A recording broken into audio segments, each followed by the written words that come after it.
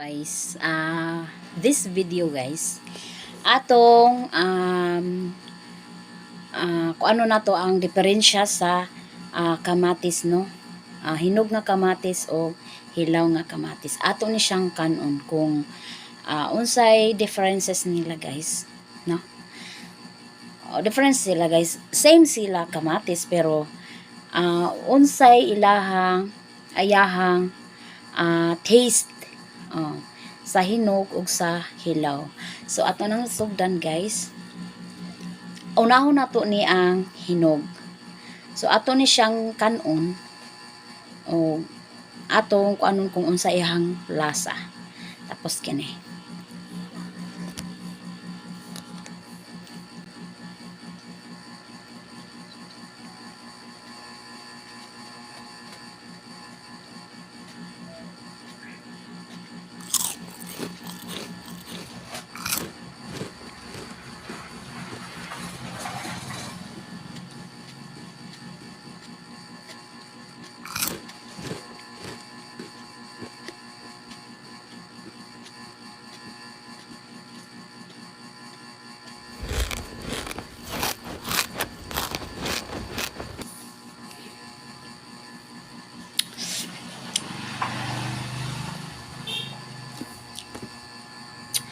Ang lasa sa hinog guys is parang bitsin siya guys.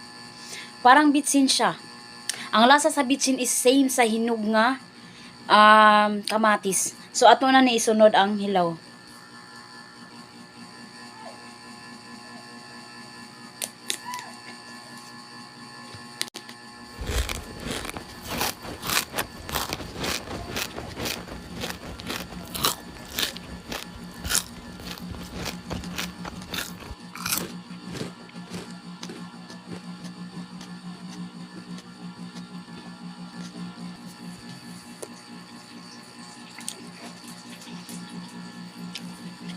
Ang hilaw guys is para siyang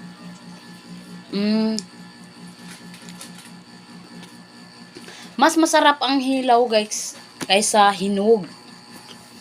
Parang may suka yung hilaw. Oo, kasi yung hinog is parang yamis siya, no?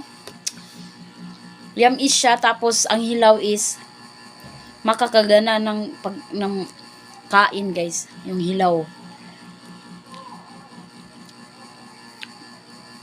Dako kay siya diferensya guys kung kamatis nga hilaw og sa hinog.